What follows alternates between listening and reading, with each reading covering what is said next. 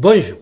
À l'instar des autruches et des dindes d'élevage, Nathalie Loiseau ne vole pas, mais elle a d'autres pouvoirs comme celui de l'oubli absolu. Alors que son alter ego, Nathalie Ducoulombier, dont l'étymologie latine, ça ne s'invente pas, signifie lieu où l'on élève des pigeons, semble en apparence être une étudiante d'extrême, ultra hyper droite ordinaire, la puberté passée, telle Shazam, sous le nom de Nathalie Loiseau, elle brandit le glaive de la République en marche pour lutter contre les forces obscures du Rassemblement national. On aurait pu croire qu'avec une telle constance aviaire, elle aurait pu nous pondre, sinon un œuf, une justification valide. Mais tous les oiseaux n'étant pas des faux cons, après avoir dit « c'est pas vrai », osaient prétendre pour se justifier de la pampers de mensonges rajoutée à l'accusation que l'esprit peut être embrumé par les vapeurs opiaco-éthyliques de la vie estudiantine. Elle avait oublié cet épisode, fruit d'un moment fugitif d'égarement motivé par le noble désir d'insuffler un peu de diversité politique à l'ENA, la classe plutôt éthologiquement du côté du poisson rouge à neurones unique hélicoïdal que de l'aigle royal. Dur d'invoquer le droit à l'erreur pour soi quand on ne l'accorde pas aux autres, dans un monde où le politiquement correct n'a lieu de colonne vertébrale, la politique s'est transformée en concours de spéléologie sans scaphandre dans une fosse à déjection. La ritournelle « tu pues, sale facho, antisémite et polyphobe » ayant depuis longtemps remplacé les échanges de sophismes qui auparavant pouvaient au moins passer pour des débats d'idées. Par ailleurs, après que nous ayons eu à subir une castration à peine symbolique en nous faisant couper la flèche de Notre-Dame, le maniaque de la limitation de vitesse sur les routes secondaires, prenant au mot l'homme pour qui la culture française n'existe pas et qui persiste et signe en promettant de reconstruire la cathédrale encore plus belle, sans par ailleurs avoir donné ne serait-ce qu'un centime de sa poche pour ça, a eu une autre idée. Organiser un concours international d'architectes, histoire d'être sûr que la chose ne soit plus 100% d'inspiration française, et de voir, pourquoi pas, si on ne pourrait pas transformer l'édifice en lui adjoignant un toit en verre et des jardins suspendus, servant d'écrin à une vulve géante mauve hérissée d'antennes 5G. Bref, c'est un peu comme si quelqu'un abîmait le haut de la Joconde et qu'on lançait un concours dans les écoles maternelles pour voir par quoi on pourrait le remplacer, si possible en valorisant la femme et la diversité par le biais d'une coupe afro-punk et de cheveux roses. Il resterait pour nous consoler le fameux sourire énigmatique qui fait se perdre en conjecture depuis un demi-millénaire ceux qui se refusaient à y voir la fugace satisfaction d'avoir pu soulager discrètement une flatulence passagère. Sourire énigmatique à mettre en parallèle avec celui pincé mordu de Macron apercevant de justesse la caméra devant Notre-Dame en feu en réaction aux bons mots que lui susurrait à l'oreille un Philippe Hillard visiblement très affecté par la tragédie en cours. Peut-être une fulgurance du genre « ma montre déconne, j'ai failli arriver en avance » ou, moins probable vu le niveau, le bois n'aime pas la lettre H, surtout quand on l'ajoute à termite.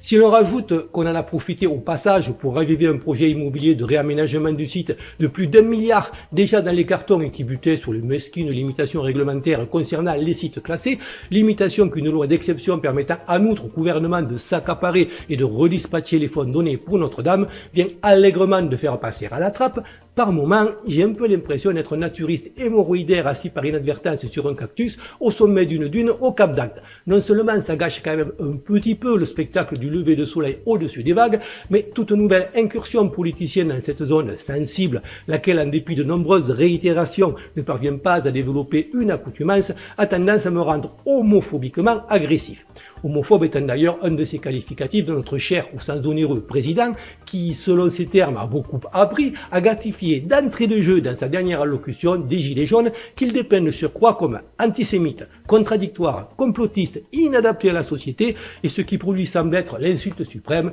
démocrate absolutiste. Donc, pas de RIC, pas de reconnaissance du vote blanc, une proportionnelle plafonnée à 20% si on a de la chance, tirage au sort de 150 Pékin pour réfléchir sur la transition écologique et à qui on fera porter le chapeau des financements qu'il faudra trouver, rien sur le prix du diesel qui reflambe ou sur les 80 à l'heure, indexation des petites retraites mais des cotes importantes pour motiver les gens à travailler plus longtemps que 62 ans et incitation des femmes à divorcer encore davantage par la garantie de l'État du versement des pensions alimentaires en affranchissant ainsi certaines écervelées, souvent multirécidivistes, des conséquences de leur manque de discernement en matière de choix du géniteur de leur progéniture. Progéniture qui, avec un peu de chance, pourra bénéficier des cours de français désormais dispensés 2 fois par mois par Brigitte Macron, l'option théâtre et cours particuliers étant pour l'instant facultative. Après une heure d'autocongratulation et de considérations métaphysico-poétiques sur l'art d'être français, le détenteur du record mondial de logorée verbale sans pause de pipi, visiblement atteint en direct d'un court-circuit neuronal, se met à clamer qu'il allait s'occuper de l'islam politique, du communautarisme dans certains quartiers en sécession, des détournements du regroupement familial et que pour entamer cette reconquista, on avait besoin de frontières. Une fois que j'ai eu réussi à recracher la cacahuète que j'avais commis l'erreur de manger en même temps et à faire signe à ma femme qu'elle pouvait raccrocher et libérer la ligne du SAMU pour des cas plus graves, après une réécoute attentive du passage, tout cela ressemble furieusement à une adhésion, cette fois assumée, à la ligne politique que le bientôt sous les barreaux Soral théorise sous la dénomination de national-sionisme. En gros, la main droite tape sur les Arabes pendant que la gauche fait entrer les migrants. Je n'ai jamais pensé que l'islam était compatible avec la France, ni cru à la main tendue soralienne. Mais en bon pragmatique, je ne demandais qu'à être convaincu du contraire. Et je pense que, vu la tournure des événements, beaucoup dans les quartiers, qui sont les prochains sur la liste à devoir se faire remplacer dans la hiérarchie des priorités sociales, vont bientôt regretter de ne pas m'avoir donné tort et se contentant de compter les points pendant 24 semaines, d'avoir refusé la main que leur tendaient les gilets jaunes. En attendant, ils continueront à voter massivement pour ceux qui les utilisent et fort de cette certitude, le droit de vote aux européennes dans les prisons introduites tantôt propres qu'au figuré cette année n'est pas juste une lubie innocente. J'ai toujours dit que tout ce qui pouvait nuire à Macron, que cela vienne de gauche ou de droite, et c'est la force des gilets jaunes, était bon à prendre, car il n'a beau être qu'un pantin, il est la cheville qui tient tout l'édifice fragilisé. Mais si on attend trop et que le système qui place déjà ses pions un peu partout parvient à trouver une solution de rechange, c'est cuit. Or, force est de constater que, si elle n'est pas équilibrée par des voix nationalistes au vrai sens du terme, la gauche, livrée à elle-même, fait ce qu'elle sait faire le mieux, neutraliser les mouvements sociaux en saucissonnant les problèmes pour qu'on perde la vision d'ensemble et en épuisant les énergies dans des luttes contre des moulins à vent ou contre des conséquences dont on méconnaît les causes. La gauchisation du mouvement a fait qu'après avoir commencé par mettre le feu à des préfectures, saccager des temples maçonniques, défoncer des portes de ministères et s'approcher dangereusement de l'Élysée, des médias et des banques, il a glissé vers le saccage et le pillage de boutiques, loin du 16e arrondissement, perpétrés par des black blocs que seul un brassard, et encore pas toujours, différencie des hommes de la BAC et réciproquement, et toujours pas arrêtés, malgré les nouvelles brigades policières, style Stormtrooper Star Wars menottés de braguettes sur les uniformes, qui se focalisent de manière aléatoire et violente sur les gilets jaunes. Simultanément, les doléances tendent à porter non vers un véritable changement du système, mais à valider l'escroquerie syndicale d'une meilleure redistribution des miettes par l'État, oubliant que le dit État, par nature parasitaire, ne produit rien et ne peut que redistribuer un pourcentage de ce qu'il pique et que dans sa forme actuelle, il n'est pas la solution, mais une partie du problème. Ce manque d'équilibre se fait sentir également au sein des gilets jaunes constituants qui débattent sur le toit de l'édifice sans commencer par les fondations, à savoir qu'est-ce que la France et par extension, qu'est-ce qu'être français pour que ça ait un sens et que ce soit viable? Peut-on encore accepter l'oxymore de la double nationalité et valider qu'un joueur puisse être licencié à la fois à l'OM et au PSG? Reconnaît-on l'héritage catholique? La laïcité sous sa forme actuelle est-elle dans l'intérêt de la France et des Français? Doit-on accepter des religions qui sont aussi des systèmes politiques?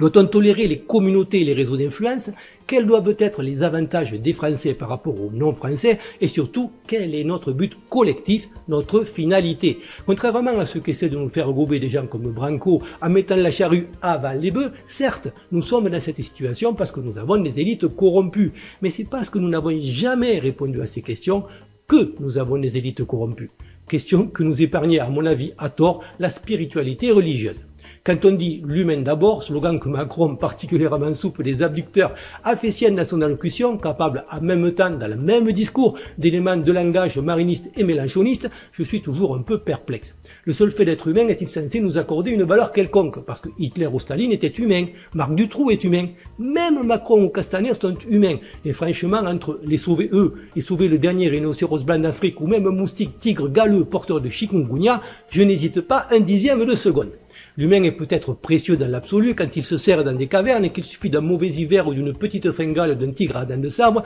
pour menacer la survie de l'espèce. Mais à 9 milliards, 20 milliards, 40 milliards, il vient forcément un moment où chaque être humain supplémentaire menace la survie des autres qui sont aussi humains. Donc quel humain est précieux? Celui qui est déjà là ou le nouveau qui arrive? L'humain qui n'existera plus pour perpétuer l'espèce est-il moins sacré ou moins important que celui qui existe déjà en trop grand nombre pour que les ressources limitées du monde lui permettent de jamais voir le jour? jour. Je l'ai déjà dit, être humain est le plus petit dénominateur commun comme être un mammifère et il ne suffit pas à nous conférer une quelconque valeur. La valeur de l'humain, spécifique à chacun, est sociale, car si notre but est juste de manger, de copuler et de nous reproduire, les blattes le font mieux que nous, et si notre différence c'est qu'en plus on consomme, on gagnera certes une valeur économique, mais cette valeur économique est l'antithèse de l'humanité et nous rend tous interchangeables et obsolètes. La notion de l'humain d'abord, qui nie les différences entre le gentil, le méchant, le pédophile, l'ingénieux, le fort, le faible, évalue l'illusion que nous sommes tous égaux, donc là aussi interchangeables, et donc parfaitement complémentaire avec la logique marchande qu'elle prétend combattre. D'ailleurs, la demande principale de ceux qui se réclament de cette idéologie se borne souvent à plus de pouvoir d'achat. C'est d'autant plus incohérent qu'ils sont généralement des anticatholiques féroces qui se privent ainsi du seul argument, le sacré, qui tiendrait un peu la route pour justifier cette position égalitaire. Ce qui compte, ce n'est pas l'humain indifférencié, mais le lien social qui lui est sélectif. Il y a quelques jours, une gamine de 15 ans, l'âge de ma fille, et tout à fait humaine, s'est faite violer par un humain de 28 ans en plein après-midi dans un TER, pendant que d'autres humains, indifférents à la chose, ont préféré regarder Game of Thrones sur leur Samsung ou leur iPhone, ou se sont dit que les emmerdements encourus face à des juges eux aussi humains, s'ils avaient le malheur de ne serait-ce que retourner un ongle d'un agresseur qui, même s'il leur donnait un coup de couteau, serait relâché avant qu'il n'arrive au cimetière, n'en valaient pas la chandelle. Lequel de ces humains d'abord ?